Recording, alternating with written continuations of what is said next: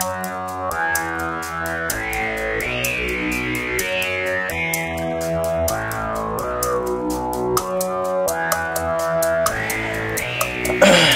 guys? Bagong taon, bagong studio. Dito tayo sa Facts First, no? Meron tayong bagong hideout. So, dahil bagong taon, bagong studio, pero syempre, ang guest natin, luma pa rin. Lumang tao, hindi, joke lang yun. Ang gagawin natin ngayong New Year's Day episode natin, ngayong January 1, pag-uusapan natin yung mga gusto nating mangyari sa Pilipinas, sa ating bansa, sa ating gobyerno, sa ating mga politiko dito sa taon na ito. So, gagawin natin yung episode natin. It's more of a 2024 wish list. Gandang araw. Happy New Year sa lahat ng mga tagapakinig natin. Lalong-lalo na yung mga trolls na very loyal sa iyong programa. No? Medyo asenso ang setting natin ngayon. No? Medyo. Sa Barberia kami. Pero maganda, relax eh. Medyo relax, no? Medyo relax na kwan. Basta mayaman ng konti. Pati yung iyong amoy. Pati yung iyong karakter nagbabago eh. Parang Kinamba. hindi ka pala away pag ganito yung atmosphere, no? Syempre, parang magandang buhay pag ganito. Lalo na kung may konting inom, no? Mga ganyan. Nagre-request na. Sige, darating tayo dyan. Anyway, sige, New Year, no? 2023, yung huling pag-uusap natin, pinag-usapan natin yung mga predictions about the unit team na karamihan naman nangyayari so far, no? So far, no? But whether nakakabuti yun sa atin bilang mga Pilipino, that is yet to be seen. Pero sige, pag-usapan natin, ano ba yung nasa wish list nyo para sa ating bansa, sa ating gobyerno? Well, una ay medyo nasimulan ng kaunti, no? This year ay mukhang may emerging unity naman yung mga Pilipino laban sa aggression ng isang malaking superpower na kapitbahay natin, yung China. Na pilit inaagaw yung ating EEZ at partly yung ating territorial waters na rin, no? Dahil may kaunting overlap yan, no? Katulad nga nung nangyari dito sa Christmas Convoy, yung People's Liberation Army warships at saka battleships, yung languna. Hindi yung militia, hindi yung Coast Guard, kundi yung mga Chinese Navy. At halos nandun na sa border ng ating territorial waters. Hindi lang sa EEZ. No, kaya nakakatulong yan in a way para makatalyze yung growing unity. At makikita natin sa mga surveys na more than 90% ng Pilipino ay very critical or at least united against that kind of aggression. So stronger unity among Filipinos about this Chinese aggression. Yes, across the political spectrum. Sana. Kahit yung mga magkakaaway, kahit yung mga hindi nag-uusap, ay nagsisimula na mag-usap. Kahit meron pa rin mga traidor, kahit meron pa rin mga taksil at mga makapili, hindi naman ganun kalaki sila. No? Kaya tingin ko isa yan sa mahalagang wishlist natin next year. At maganda yung nangyari ngayon dito sa Metro Manila Film Festival, no? Yung nanalo, yung Gombursa, dahil yung isang essence ng Gombursa na ginawa nung apo ni isang nationalist, Senator Pepe Jokno, ay yung essence ng nationhood. Na for a while, medyo nakalimutan na ng maraming Pilipino. Yung mga OFW hindi nakakalimutan. Dahil pag pumupunta ako sa abroad, nakikita ko very nationalistic yung ating mga OFW. Dahil malayo sila eh. Ganun pala yun, pag malayo ka, diba? Mas emboldened ka. Mas matindi yung pag nanasa mo na makatikim ng balot, ng dinuguan, no? Parang yung namimiss mo. Yes, tsaka yung mga rituals ba? Yung mas mahalaga sa iyo yung mga rituals na dito sa bansa natin, tinitake for granted, no? Kaya pag nakausap mo yan about Chinese aggression, yan ang pinakagalit, no? Yung mga OFW dahil yung sense of nationhood nila dahil naging malayo, mas lumalim, no? Mas lumalim. At tayo naman yung mas bumabaw. Oo nga eh. Kaya sana itong mga pangyayaring ito, no? Itong Gombursa, itong Christmas Convoy, no? Itong mga statements ng mga hindi lang ng gobyerno kundi mga civil society ay makatulong dito sa re-emergence ng a new nationalism, no? A healthier, braver, no, na nationalism next year. para naman na lakas-lakas na nga nung umaagaw. Tapos tayo, watak-watak pa. Correct. Okay, so unity as a nation in the face of Chinese aggression, no? Ayoko na gamitin yung yung maingat yung mga media sa term sa China before, di ba? Ano nang gamitin yung aggression, ginagamit na assertiveness. Talaga namang aggression na yung ginagawa sa atin, no? Anyway, so kasama ba rito sa wish nyo for unity yung mga, yung mga unity out of convenience? Yung mga politiko na bigla naging anti-China, nanindigan sa tama, dahil wala na si Duterte, o dahil may election na darating? Siguro later, no? Pwede naman silang tanggapin. Pero this early, baka makasama pa sila. Dahil kung magsisimula nitong emerging sense of nationhood ay mga sinungaling at saka mga ipokrito, baka ma-undermine mismo yung unity. Tsaka oportunista. Yes, na inaasahan natin. Well, dahil later on, magkakaroon ng bandwagon, kung gusto nila sumama na sila. Pero wala sila sa driver's seat. Wala sila dun sa preferred seats. Doon sila sa bandang dulo. No? At huwag sila magpanggap na nangunguna sila. Oo, para hindi naman nila magamit no? Yung emerging unity dito sa ating nationhood, emerging nationhood. At ikalawa, dapat umami naman sila ng konti. Na nung panahon ni Digong ay sila ay tumahimik or nagbigay ng suporta. At nagtanggol. Doon sa pro-China policy. Mahirap magkaroon ng movingon.com kung wala kang acceptance kung ano yung nangyari. No? Kahit sa pag-ibig, mahalaga yan yung acceptance. No? Siguro marami kang karanasan dyan. Ako wala masyado Parang hindi natin. Naalala ko lang kasi parang recently may napikon no? Nung napaalala sa kanya na dati niyang sinuportahan si Duterte. No? Oo, may nagwala. No? May nagwala sa social media. Pero maganda sana kung hindi niya ginawang blind item. Oo, diba? Para maganda yung engagement. Oo, sabihin mo na kung sino tinutukoy mo. Diba? Tirahin na niya. No? Dapat may tapang. Tsaka dapat naman talagang tirahin yun Ako ba yun? Sige, wish number 2. Well, yung wish number 2, dahil pinagmamalaki ng presidente, pinagmamalaki ng gobyerno, pinagmamalaki ng secretary ng DTI, na merong almost 90 billion na commitments ng mga papasok na investments. Dahil dito sa almost monthly na trip ng presidente, no? Magkakaroon ng value yung kanyang monthly na trip na medyo napakarami kung at least 20% man lang yung pumasok next year. No? Kaya ba yun? Within a year? Yung ROI? Dahil 20% hindi naman ganun kalaki yun. No? Ano ba yan? Mga 18 billion. No? Na para naman ma-offset yung lumalabas na foreign direct investments na almost 30% or more than 30% lumabas this year. No, sana yung pinagmamalaki na economic narrative ng gobyerno, kahit hindi masyadong maabot yung targets, at least meron namang pumasok na significant. Halimbawa, noong panahon ni Digong, halos walang pumasok No? Siyempre, sabi mo, pandemic, etc. Pero maraming commitments, especially China, 25 billion. Ang pumasok, wala pang 1 billion. So, para magkaroon ng hindi lamang ng magandang image yung gobyerno, yung presidente, kundi para makaigpaw naman sa kahirapan beyond ayuda. Paano ngayon? May 5,000 na naman na ayuda na one-time, big-time na ibibigay. Mas maganda kasi pakinggan yun sa mata ng mga tao. Yun yung patronage. Sana naman magkaroon naman ng mas solid na foreign direct, hindi nga speculative capital yung talagang FDI, para nagke-create talaga ng employment, ng sahod, ng revenues, na medyo solido. Ito, just to be clear, okay sa inyo na biyahin ng biyahing Pangulo. Basta nare-realize in concrete terms yung investment pledges. Yes.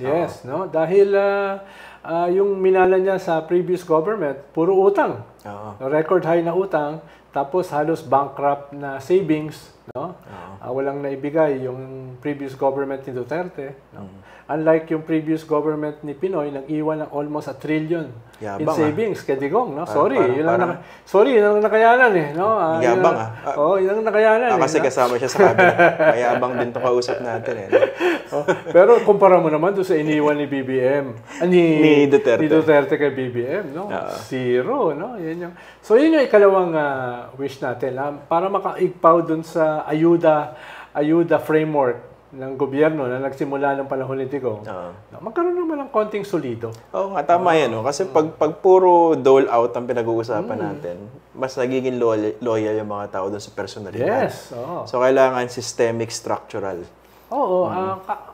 Actually, yung pagpasok ng 20%, di pa naman systemic yan. Hindi pa. Pero at least, ay meron ka magandang simula no? na hindi speculative capital inflows lang. No? Ako kasi, ang posisyon ko doon sa pagbabiyahe ng presidente, okay lang sa akin nagbabiyahe. Basta may silbi, may saysay, tapos may bumabalik. Kasi ibang mga kasama natin, mga viewers, galit. Biyahe rin ng biyahe. Kayo ba? Ano bang opinion niyo doon? Well, dahil nga hindi nakikita yung returns no? Katulad nung barbero na gumupit sa atin. No? Mataas daw ang bilihin. Mataas ang bilihin. No? Kahit binoto niya. Kinabahan ako doon. Kinabahan ako doon. Nung sinabi niyang BBM at Duterte. Sabi ko, binabantayan ko yung gupit Hindi naman hawak yung matala sa ulo mo Sa akin hawak Kaya nga, napapalingon akong gano'n. Mukhang tumututok Dumidiin ba ng konti? Okay naman, magaan naman yung kamay niya. Kala ko galit Nung dulo naman, parang nakumbinsi di ba? Dapat papasukin ng ICC, di ba? Pumayag siya, okay may konti namang adjustment, di ba? May konting kinakabahan lang kasi ako, baka nakikinig masyado sa atin. Magkamali ng gupit, magupit yung tenga ko, di ba? Yun naman yung, hindi maganda. Ando pa naman tayo sa Malabon, medyo palaban yung mga tao ron. Matatapang mga taga Malabon. Wish list number 3. Number 3. Number 3 ay partly itong anti-corruption. No? Halimbawa, hindi naman talaga yung massive dahil hindi naman yan nagagawa overnight. Pero halimbawa, yung mga sinabi ni President Bongbong nung kanyang mga SONA. Na itong mga hoarders, itong mga smugglers, itong mga kartel, no? Malapit nang matapos ang masasayang araw nyo. No, ipapakulong ko kayo. Pero parang wala pa nakukulong no? Kaya hindi kinakabahan itong mga kartel. At with the new cabinet secretary sa DA, magandang kwento, magandang hindi lamang simbolo, magandang start na, magpahuli ka naman dito sa mga kartel na nagwawasak ng ating agrikultura. Sample naman. Nagwawasak ng mga magsasaka na binibili ng murang-mura yung kanilang mga produkto, farm gate prices. Pero ang taas naman pagbenta sa mga consumers katulad natin, katulad ng mga manggagawa. Ang laki ng kita ng mga middlemen. Na basically, kontrolado yung mga kartel. Kung may kaunti kang magagawa dyan, at least indicative na ikaw ay seryoso na ayusin yung ating agrikultura, magandang pala yun. Pero ang biggest indicator nun, di ba, pag napababa mo, significantly, yung retail price na tumataas dahil nga rin sa kartel o kaya sa mga smugglers, di ba? Ito pa yung isa kong tanong, matagal din kayo sa gobyerno, no? Kung ikaw ba presidente tapos naging agriculture secretary ka pa, mahirap ba talaga identify kung sino yung mga kartel, sino yung mga hoarders, sino yung mga smugglers? Hindi, dahil matagal na kayo may listahan yan Kilala mo, di ba? Oo, tsaka yung alimawa, yung mga hoarders, saan ba nila ino-hoard yan? Siyempre sa malalaking mga warehouse. Hindi naman mahirap hanapin yun, di ba? Hindi naman yun na katulad ng bahay ko na kahit saan ka maghanap, hindi mo mahanap dahil sobrang liit, no? Kasi may pinagtataguan ng mga chicks. Yan, malaki yan mahahanap mo Tapos matagal na kayo may listahan dyan. Hindi na yan bago. Yung mga kartel noon, yung pa rin ang kartel ngayon no? So kilala? So kilala. Rice, onion, ano pa ba? Sugar? Yan. Halos lahat ba ng produkto? Lalo na yung mataas yung return, yung mataas yung ROI.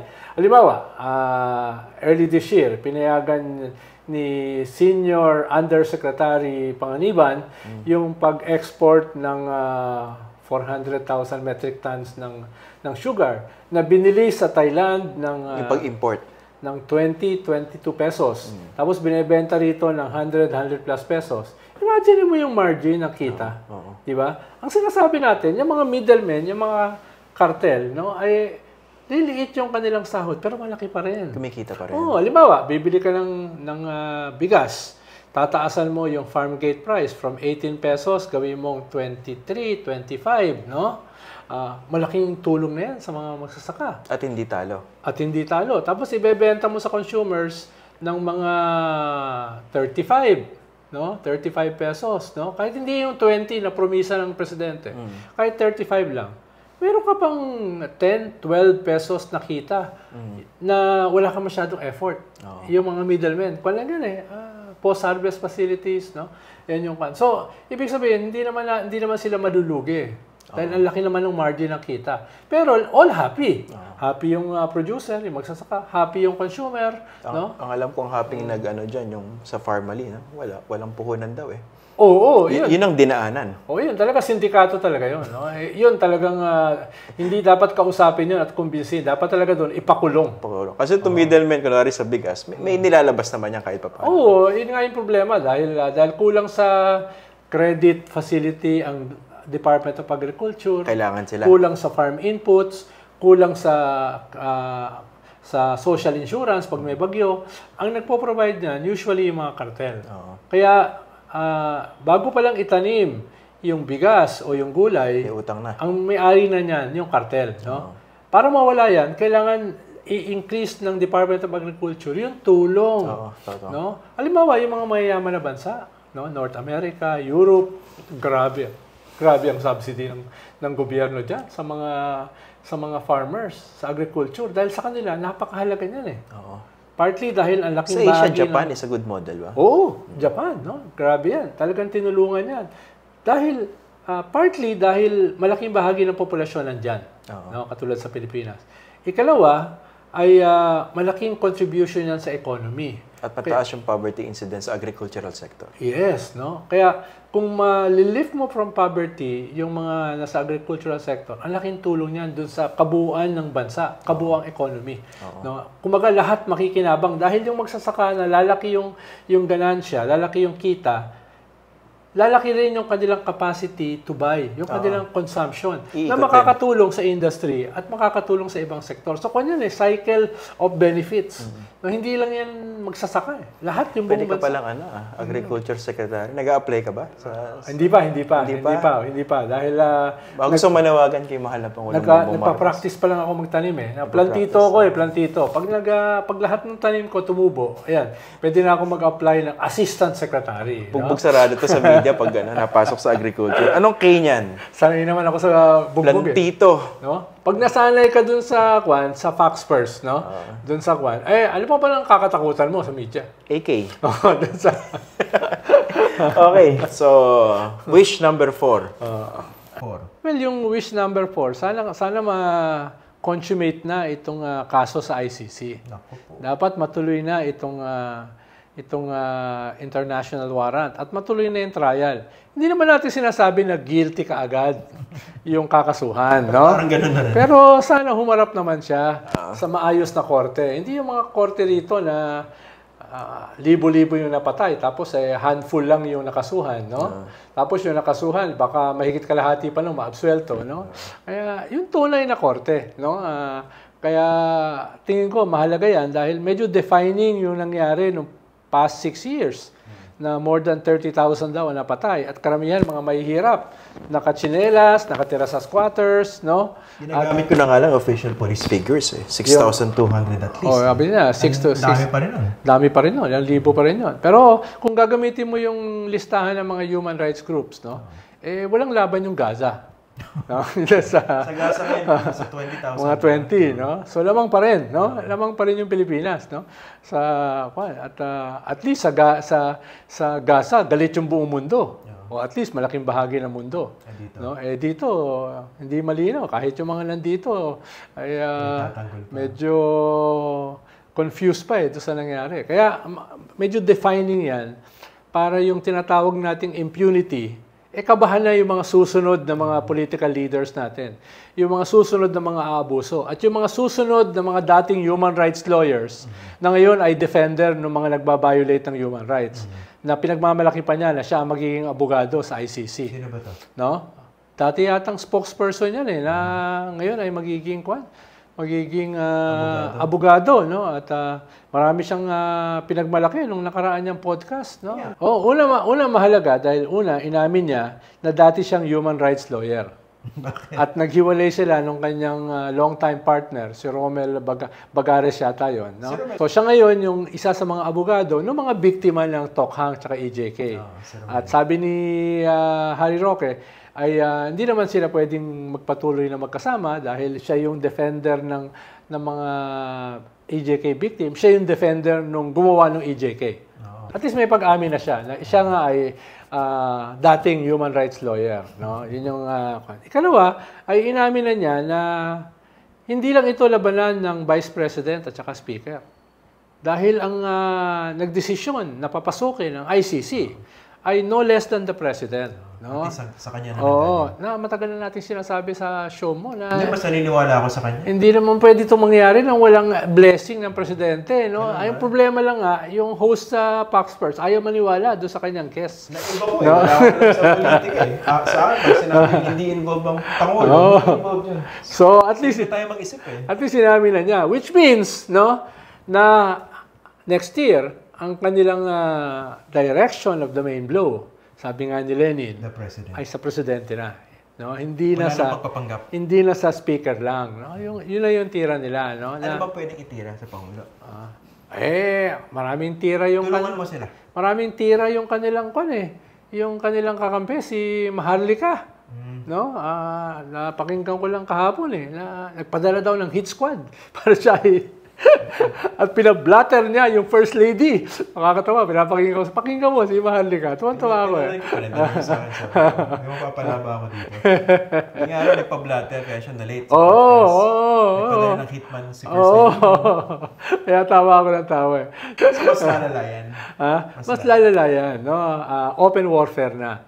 Dahil namin na nila, presidente ang involved eh. No? In that case, can Bongbong stay somehow seemingly above the fray? Pwede pa rin, no? Pwede pa rin. Dahil marami naman siyang tao. Siya naman yung presidente, incumbent. Secure naman siya sa kanyang... Sino ang top dog? Yung taga-baril o taga-salag? Well, sa ngayon kasi, yung medyo nagpe-perform as the bad cop, si Speaker.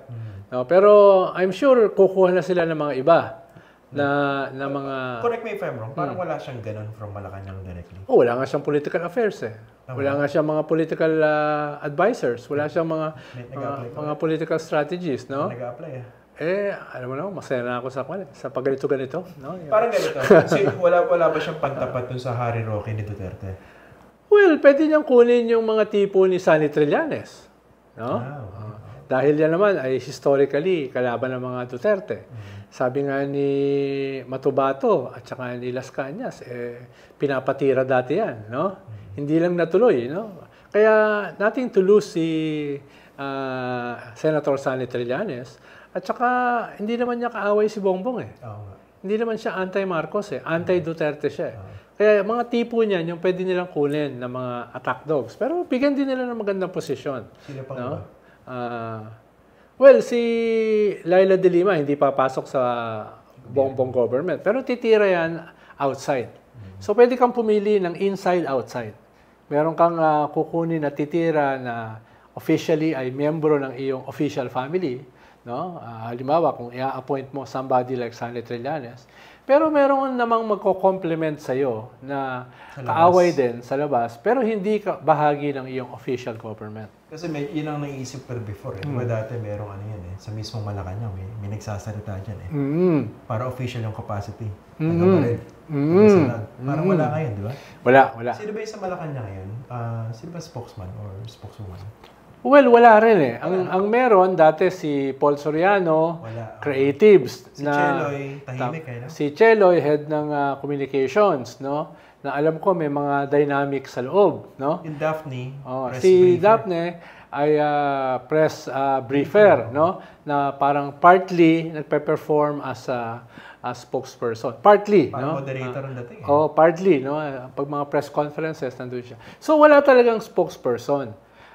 In a way, medyo similar dun sa panahon ni Pinoy na meron kang iba't ibang tatlo yata yung bahagi ng communications ni Pinoy noon eh. Si no? Lasherda. Si Ricky Carandang, tapos Coloma, Sandy Coloma. So meron kang tatlo na iba't ibang units, no? Tapos yun ang gugulo, behind the scenes, Ronald Llamas. Yung political affairs, walang pumapansin doon. Nang gugulo. Walang pumapansin doon sa kwan. Sabi nga ni Pinoy, pag nakikita ako, lumayo ka sa akin, Satanas! No? May masama ka na namang balita. No? Ginaganon ako ng presidente. Imagine mo, no? Kaya, nung umabot ako sa Fox First, medyo mababa na yung aking self-esteem. Dahil ginaganon ako ng presidente. No, yun yung kinuha niya. Dahil si Pinoy kasi, pag nagkwento ka ng masamang balita, no, dahil yung trabaho ko messenger of bad tidings. No, yun ang political affairs, para grounded yung presidente. Pag nagbalita ka ng ganyan na bandang late afternoon, hindi makakatulog si Pinoy. So, kaya ang gusto niya, umaga. So, sinasadya mo hapon? Gusto niya umaga. Ang bad tidings naman kasi walang oras pag umabot na sa akin, papaabot ko na. No? Ano boss! Ganun ba? Boss, binanatang ka na naman. Ni ganito, no? Binanatang ka ni Noli de Castro, no? Ganyan. Kaya pag pinapaabot mo yon, no? Kailangan yung timing. Alam mo lang ko, wala akong sense of timing. Hindi rin, Nung kasalbahian, walang timing. Walang pala. Tsaka, hindi ako masyadong civil katulad nyo sa official media. Ako, walang pala. Mas insured, no? Konti, no? Medyo maginoo naman. No? So, kay Bongbong walang ganyan. Kasi wala akong nakikita. Executive Secretary, hindi niya salita, di ba? Wala akong nakikita. Dahil, hindi naman role ni Executive Secretary yan, no? At yung kanyang history, hindi naman ganyan, no? Hukom, judge yan for more than 30 years, di ba? Although kay Gloria, yung role na yan, inassume din ni Ermita. Partly, no? Pero meron siyang spokesperson, no? Ang dami na. Iba-iba, nagpalit. Tapos meron siyang political affairs na spokesperson din. Si Gabby Claudio, no? Kaya nakikita mo si Gabby sa Congress, nakikita mo siya sa Senado. Tapos pinapanood ko pa yan dyan sa Fisher Mall, no? Nag-iinuman kami niyan kahit hindi kami, magkaiba kami ng politika. Magaling sa combo. Tsaka sa celebrity. Yung term natin ang combo, pero banda yun. Sa celebrity. Minsan panoorin nyo, celebrity at saka sa sa Fisher. So kailangan ni Bongbong ng ganun? Kailangan. Sagot? Kailangan. Siguro nung simula kasi, dahil ang tingin niya, historic yung kanyang win. 61% ng botante. Ngayon nangyari yun, no? Di ba? 30 million votes. Yung kalaban mo, kalahati lang. O hindi pa lumampas. So, medyo confident ka na ikaw na yung sarili mong spokesperson. No? Ikaw na yung sarili mo. Pero ngayon, nakikita mo, nagsisimula ng bumaba, marami ng problema, mahigit isang taon na, kailangan mo lang kumuha. Katulad ng ginawa mo sa agriculture. Kumuha ka na ng full-timer. No? Dahil mahirap Mahirap na nagmo-moonlighting ka sa cabinet secretary, tapos ikaw pa yung presidente. So, dito, kailangan mo talaga na... Tapos kaya ikaw din yung spokesman ng sarili mo. At kailangan mo ng messenger of bad tidings. Dahil usually kasi, pag nandun ka sa Malacanang, lahat yan psychopaths lahat yan puro yes men Lahat yan sip-sip. Gusto na sa good side mo Tagalogin natin psychopaths kasi favorite term ko Tagahimod. Ayun. Tagahimod. Ayun, di ba? Kaya kailangan naman niya yung sabihin ko sana, masamang tao Yung, medyo salbahe. Medyo salbahe. At saka, walang pakialam kung siya ay matatanggal. Wala siyang pakialam kung mababawasan siya ng budget. Wala siyang pakialam kung hindi siya papansinin ng boss ng presidente. Dahil kung napanood mo yung West Wing, yan ang trabaho ng mga advisor nakikipagdebate sa presidente. Dahil kailangan nilang sabihin kung ano yung negatibo pag presidente ka, gusto mo marinig puro positibo di ba? So, may kailangan yung contrarian. Yan, kailangan na contrarian. Lalo na kung ang mga spokesperson mo, katulad ni Harry Roque, talagang susuportahan yung yung ego mo, yung hubris, no? So far, ang response nila dito, basically, multiple fronts, di ba? Tama ba? Kasi binabanatan siya, pero si Presidente quiet. Speaker ng taga-banat, pero umaaksyon. SMNI. Di ba? Yung pa naman ngayon ang icon ng Fresh Freedom. Oo, grabe, no? Wala kayo, laos kayo. Manindigan tayo, SMNI, no? Grabe. Yun ang palang Fresh Freedom ngayon. No? Kayo yung dito? Models of virtue. Imaginein mo, no? Grabe, no? Oo, doon sa galing nyo. Nakadalawang araw lang ng fasting. No? Yung fasting yata yun. Yung, fasting ba yun? Di ba? Intermittent fasting. Yun. Yung intermittent fasting. Kawawa naman. Baka nag-lose weight. Nakabuti pa ng konti. No? Hindi. Pero 2 days lang. 2 days lang. No? Oo. Tara ituloy para medyo may benefits. No? Yung medyo tunay na fasting naman. No? Correct. Sige. So, mukhang tatargetin na si Presidente rito. Oo. Dahil yung Marites kasi ay... For the first time, may pumasok na ICC. Yeah, nanggaling na mismo kay Harry Roque. Nanggaling na mismo kay Harry. Pero ang tawag niya kasi mga puti. No, bahagi yun doon sa racist attack nila nung panahon pa ni Digong. Ito ay mga dayuhang imperialista na pinapakailaman yung ating soberenya. Na-imagine yata nila mga Amerikano, mga Espanyol na dumarating. Paki-Google po yung composition ng ICC. Okay? Oo. Tulungan mo naman si Harry, no? Call lang yun, isang Google lang yun, malalaman niya. Paki-Google po. Karamihan dyan galing sa Africa at Latin America, no? Na sila mismo biktima. Sila biktima ng imperialismo, no? So, huwag niyo pong paniniwalaan na puro puti ang nasa ICC. At isa pang inamin niya, lahat ito ay political. Saan? No? Dahil nabalitaan ni Bongbong, no, na si Digong ay kausap yung mga generals na inamin naman ni Digong, no? Kaya ang akala ito ay bahagi ng destabilization.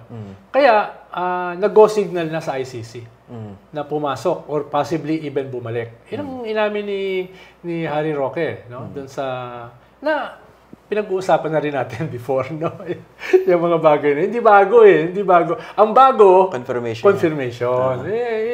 Yun yung mahalaga. Baka nanonood sa iyo si Harry Roque. Sana, no? Dahil idol ko yan Diba sabi ko sa iyo, kukunin ko presidential spokesperson yan pag ako ay presidente.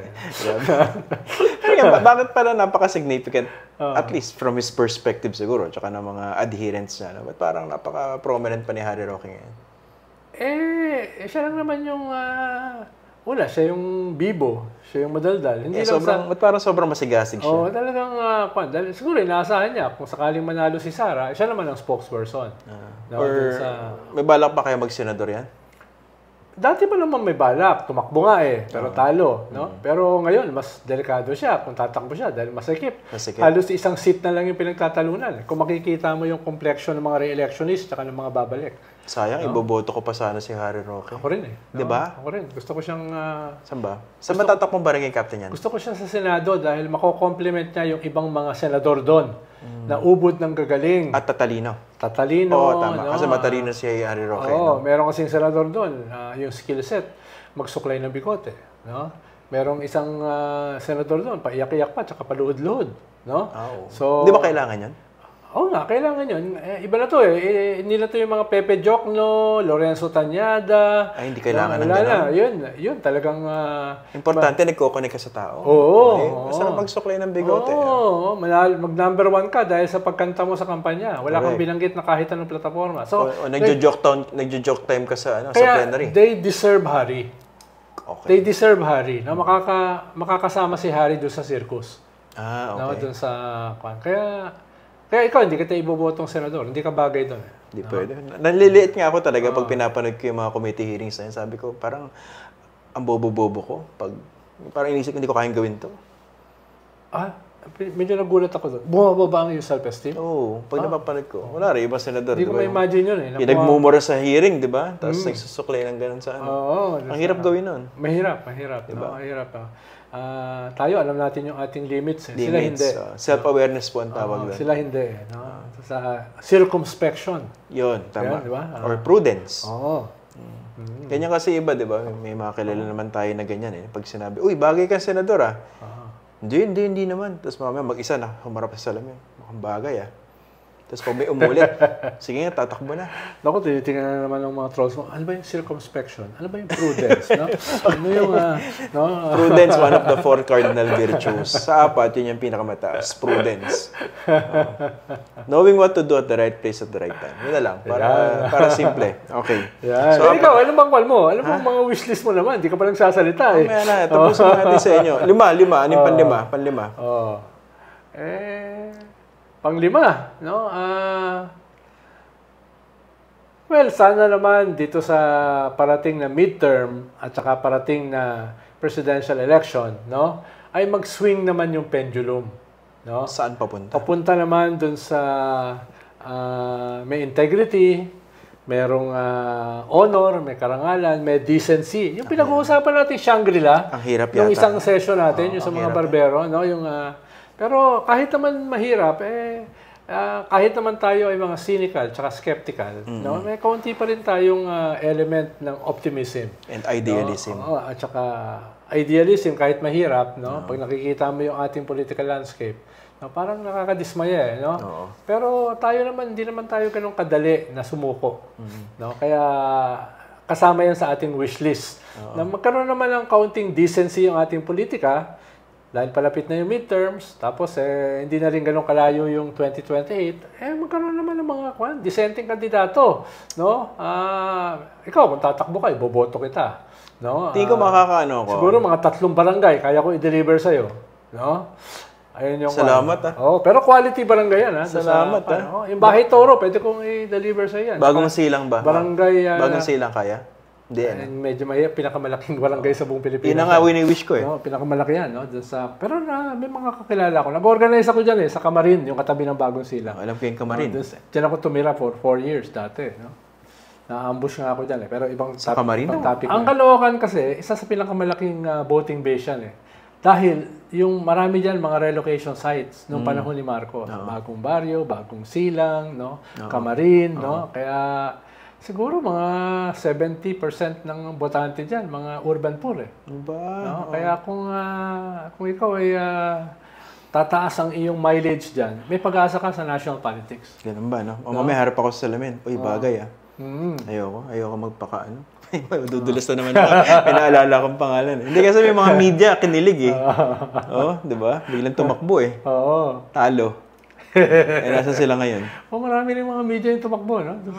Kinilig Ano ba naman, syempre, meron din silang mga iniisip na kaya nilang gawin. No? Pero sa akin kasi, speaking of which, gusto ko mag-take off doon. No? Sa akin, siguro kahit papaano, yung ginagawa natin, every night, yung mga discussions natin, yung nakakatulong man lang sa kanila na maliwanagan. Not necessary to educate kasi yung education process kayo na bahala hanapin kung saan yung mahahanap yan. Pero yung kada episode, may dagdag na kaalaman. Diba? Sana, no? Sana lang. At saka sana, habang nakakadagdag ng kaalaman, medyo masaya rin sila ng konti. Correct, oo. No? Diba? Yun yung... Nasana, kunwari, pipili kayo ng 12 senador, no? 12. Miski pumili kayo ng 8 bobo, o kurakot, magreserba naman kayo 4. Diba? Medyo matino. Actually, karamihan ng botante hanggang 5 lang 5 lang ba? Akala ko 8 dati. Siguro nagpa-fluctuate naman yan. Pero usually, 5 lang. Yung mga 5, 6 Hindi naman sila kinukumpleto sige. O doon sa 5, 6 sige, sabihin na natin 4 bobo, tsaka kurap. May 2 matino. Yun lang, 2 lang. Yan yung wishlist ko, yung ika-5. Dahil diyan ka magsisimula. Ako nga sa 2025 kahit may mga tumakbo na patalo, no, makilala lang sila. 'Di ba? Alam mo, si Senator Risa Ontiveros, 2 beses na talo yan Talaga. Pero bawat talo, lumalakas siya. Di ba? Yun yung, lalo na kung mga bata pa, mga 30 years old, 29 years old. No? Parang may gusto kong patakbuhin Sino ba yan? Sumama lang sa debate. Sino ba yan? Di ba sumama lang sa debate? No? Yung isa, na-guess mo na Sino ba pwede yun, di ba? Yung batang babae na very articulate. Tapos, maganda yung image. Pwede yun, no? Si Paing David? Pwede yun, di ba? So gusto niyang patakbuhin, Paing David ko na gusto ko niyang patakbuhin sa pagkasenador. Magagalit na naman sa akin 2025, Akbayan President. Pero sinasabi ko lang mga ganong klase, hindi necessarily siya. No, bata, articulate, no, may decency, may integrity, no, kayang talunin sa debate, yung mga magagaling magsuklay ng bigote, no. Yan yung mga hindi alam yung composition ng ICC, no, yung yan medyo medyo may future yung mga yan. Kahit sa simula ay hindi pa mananalo. At least pumasok sa consciousness. Oo, medyo pumasok dito dahil usually sa panahon ng social media, magkaroon ka ng isang disruptive moment, defining moment. Hindi ka na makakalimutan Yun ang problema. Nagkaroon tayong disruptive moment noong 2016 campaign. Yes. Disruption for the worst. For the worst. It can be used both ways Kaya, gamitin na rin. I-weaponize na rin ng mga matitino. Yung idea of disruption. Yeah. Nagkaroon tayo ng diba? Noong 2022. I think, isa ron si Lux Spiritu. Disruptive yun, di ba? Yeah, kahit at least mahigit doble yung boto niya doon sa mga kasama niya sa laban ng masa. So, maganda na yun, kahit malayo siya. At saka siya naglagay sa lugar kay Harry Roque at kay Gadon, no? Kay Gadon. Na medyo masarap naman ilagay sa lugar, no? Si Gadon. Kumusta na kaya yun? Anti-poverty. Bigla natahimik noong na-appoint, no? Tahimik ba? Nung huli kong ginesyon, pinagmalaki, mayaman daw siya Uy, dami daw niyang kotse, tsaka hindi daw niya kailangan yung posisyon, no? No? Talagang baw ka, di ba? Baw. Parang pinapanood kita noon, medyo nahihirapan ka. Nanliit ako. Oo, medyo nahihirapan ka noon. Pasensya na po, ang hirap-hirap po. Dukhan-dukha ako. Parang ako yata yung constituent. Nagalit eh. So, ganun yung mga kailangan natin. Tsaka inisip ko, ang daming okay na, sige, sa 5 o sa 6, bumoto ka ng 5 salbahe o bobo. Isa man lang, di ba? Kasi meron yung, pag tinitingnan ko yung lineup ng mga before, hindi naman tayo nagkukulang doon sa mga matitino na tumatakbo, sumusubok. Hindi lang talaga, kinakagat ng tao. Ang problema kasi sa matitino, una, ayaw nila magbuhat ng sariling bangko. Siyempre sa eleksyon, kailangan magbuhat ka ng konti. Kaya makikita mo yung mga kongresista at mga senador, lalaki ng mga muscle sa kakabuhat ng sariling bangko. No?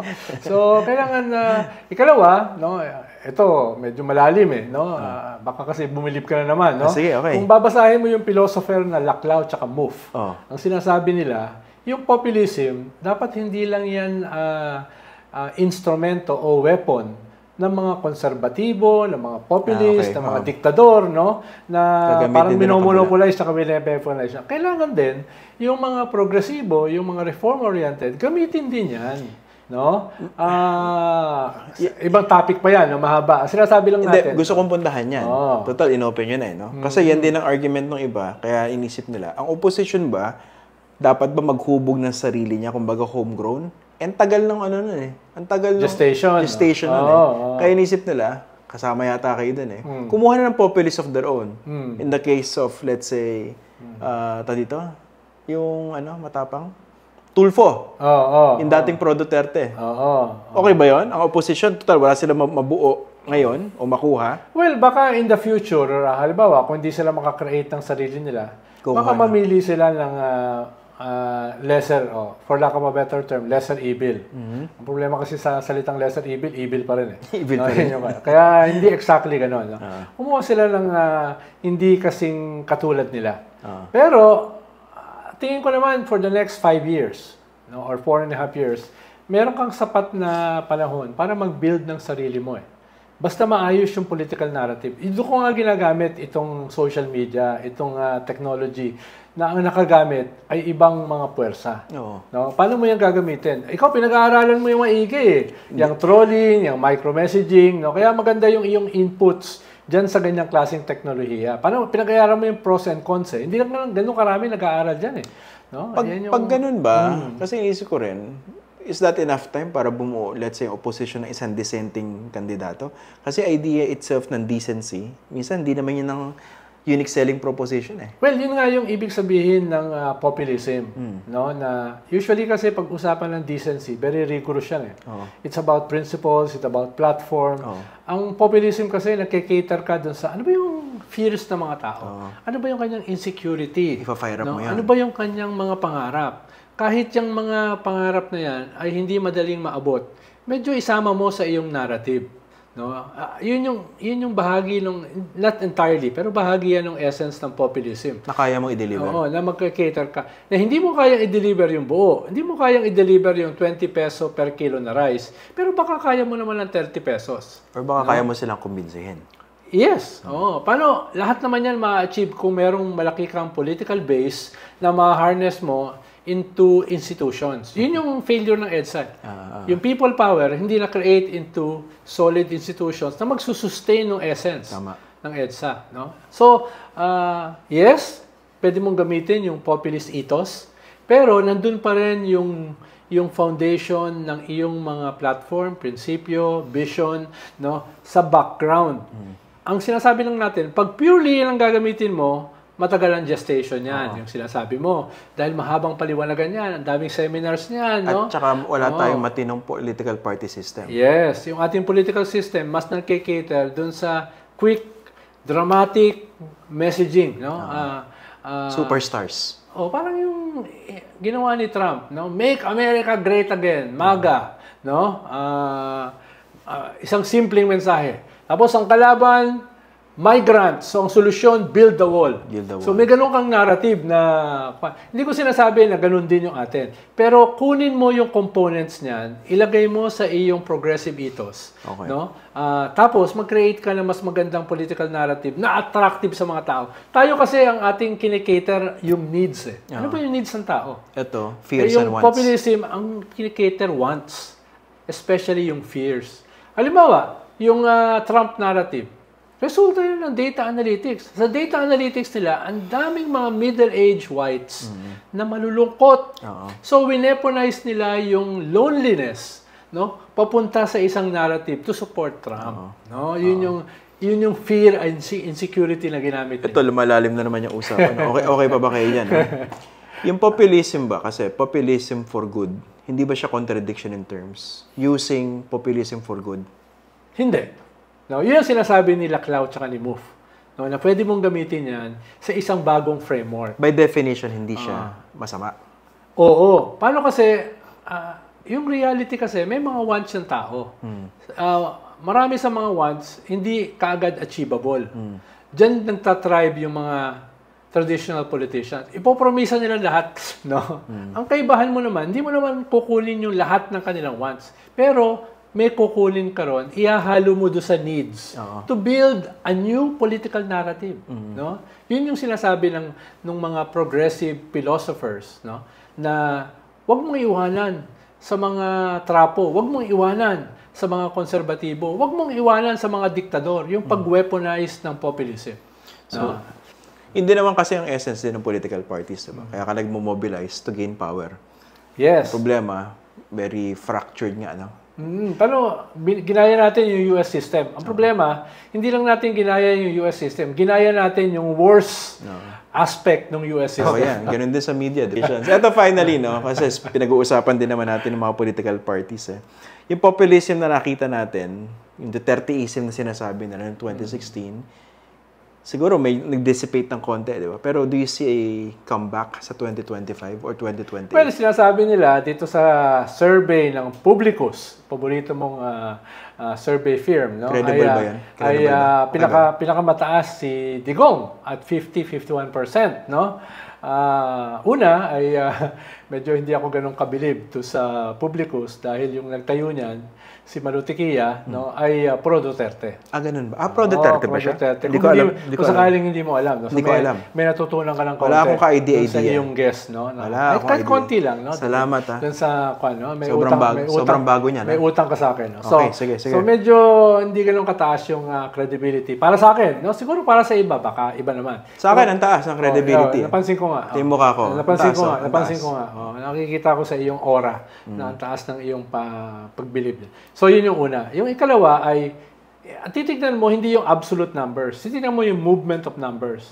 Noong December 2020, nag-91% si Digong or 92%. Sabi nga niya ay kung isasama yung margin of error na 4%, no? Ang ayaw sa kanya, mga 3 to 4% lang sa buong populasyon. Yun yung kanyang conclusion. No? Parang pagsakay mo sa jeep. Oo. So, kung titignan mo yun, 91% at ito 51%, malaki yung movement.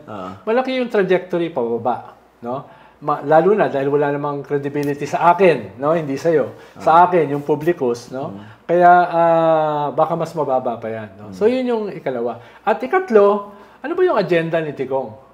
Duda ako kung talaga naman siyang tatakbo. Mas ito ay relevance No? Manatili siyang relevant, pag-usapan siya. For what? No?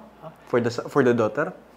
Partly for the daughter, partly sa sarili niya. It's about hubris Hubris. Gusto mo, hindi ka lang maging ex-president. Ikaw ay maging future senator. No?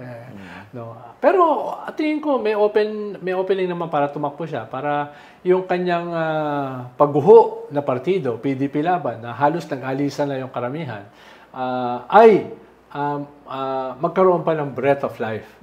Na yung kanyang natitirang popularity at approval rating ay iambag niya. Dahil halos naubos na Hindi ko na alam kung sino natitira Yung sa PDP? Yung isang idol mo, si Melvin Matibag, matagal na nakalipat kasama ng asawa. Na-interview ko si Melvin. Yun ang SecGen. Hindi na ako nakaulit doon Napikon yata Yun ang SecGen, no? UST rin yun, ha? UST ba si Melvin Matibag? UST yun, AB. No? Ahead ako ng kwan, no? Hindi ko alam yung course niya, pero AB yun, no? Kaya... Na-interview ko sa ANC yun eh. Napikon yata, hindi na ako nakaulit eh. Hindi na ako pinaunlakan eh. Oo. Nasaan siya ngayon? Alam ko, naghahanap ng position sa buong government eh. Anong partido niya? Umalis na siya sa PDP. Wala siyang nilipatang partida? Yung asawa niya, Lakas. Lumipat, PDP rin, no? Asawa niya. Lakas ko yun ni Martin. Siyempre, no? Kay Martin. Pero, kung yung asawa mo nandun, parang hirap naman na magkaiba kayo ng partido, no? Although nangyayari yan, no? Spread your wings. Spread your wings and fly. Spread your wings, di ba? Pero dito, tingin ko, kanyan, buy one, take two. Okay. Sige, nakarami na tayo sa ating... umabot pa tayo sa Laklaw and Move, no? Ang dami, mahaba-haba naging diskusyon natin dito sa ating dapat nga 5 lang, no? Pero at least nga sa seriously, mas makita natin na mag-improve yung governance natin, no? Yung corruption, totoo yan, no? Sana may magawa man lang yung... At least pag na-implement yung international warrant na baka dumating sa second quarter next year. Kaya pala, sige, bago matapos. Wag naman, para naman medyo makita na hindi tayo icon ng impunity. Meron namang movement dito. Tagalogin nga natin impunity kasi baka mahirap maunawaan sa iba. Impunity yung tipong pwede kang gumawa ng masama krimen and you will get away with it. Kasi hindi ka mapapanagot, di ba? Isa yun. Ibig sabihin, malalakas ang loob ng mga nasa kapangyarihan. Walang habas. Na maging walang hiya. No, at gamitin yung kanilang poder para sumalanta ng mga mamamayan. No? Example din ng impunity, yung mga, yung mga nag-sharon sa mga kainan nitong Pasko. Diba? Yung mga nagbabalot. With impunity. Alam nyo kasi, hindi kayo mahuhuli o papayagan kayo. Teka. Medyo tinatamaan niya tao dyan. Wala namang ganyan, ha? Shumaron ka, shumaron? Oo, shumaron din ako, eh. Pero hindi ko alam na impunity yun, Prof, ha? Ikaw talaga, Pwede impunity, walang habas, eh. Pwede rin pambababae, with impunity. Yan, wala ako yan. Dahil hindi mahuhuli. Pero impunity, pero yung pagbabalot, medyo... Debatihin kita dyan kung yan ay impunity. Nasakpan, ha? Bahagi ng kultura yan, magbaon, no? Minsan kasi yung lechon hindi pa ubos. Natanggal na yung ulo, eh. Pinuwi na, eh. Tsaka, nagpapaalam naman kami. Pag kami ay magsasharon, di ba? Sensya na, may tinamaan pala. Hindi ko na-expect yun. Bato-bato! Dapat bumusina. So, sana yung next year makikita tayo ng mga indications. Yung mga 5 wish na yan, no? Hindi mo pa sinasabing wish mo, eh. Yun nga sa akin, sana mas medyo gumamit tayo ng utak, hindi lang emotion. Alam natin ang political exercise ang pagboto. Very emotional yan, eh. Diba? Uy, pogi, oh. Uy, mukhang makakatulong. Galing kumanta. Galing kumanta. It's not necessarily, stupid. So, wala tayong chance sa politika. Wala ka pa namang tumakbo sa pinakamataas na posisyon. Uy, may mga, may mga kumakagat sa'yo. Gusto ka rin iboto, For senator, Mukhang mga galit sa akin yun. Sa nandun ako sa Shangri-La, ng mall. Napadpad ako. Naghanap ako ng parking. Yung yung Jaguar ko, binaba ko ng konti yung bintana. Jaguar, ha? Joke lang, baka maniwala kayo. May nakakilala sa akin. Uy, pinapanood kita. Senador, tumakbo ka, Senador. Yan. Sabi ko, hindi ako tumingin sa lamin kasi alam yung iba, baka maniwala sa sariling kalokohan, di ba? Yun ang problema sa atin, naniniwala. Dapat may self-awareness and you know your place. Circumspection And prudence. Hindi porke kinilig, tatakbo na. Pwede yung bago ka matulog, maisip mo yan, di ba? Mahirap kiligin. Pero pag titingin ka sa salamin, medyo malabo. Baka maniniwala ka sa sariling propaganda. Oo. Feeling ko kasi, ibang mga naging senador yun, naniwala. Mukhang bagay akong senador, ha? Sabi ng asawa ko, nagsuklay ng konti. Nanalo. Ingat po. Sana maging makabuluhan at mas maayos ang ating bansa nitong 2024. Happy New Year po. Happy New Year po. Sana masaya yung ating bagong taon. No? Hindi lamang sa mga paputok, sa mga pagkain, kung hindi dun sa pinag-uusapan natin ngayon. Sige, maraming salamat po for joining us ngayong New Year's Day. Thank you po sa inyo lahat. Medyo mahaba yun. Mahaba yun, ha? Bilanggit ko lang si Popilisi, pinasukan mo na, eh.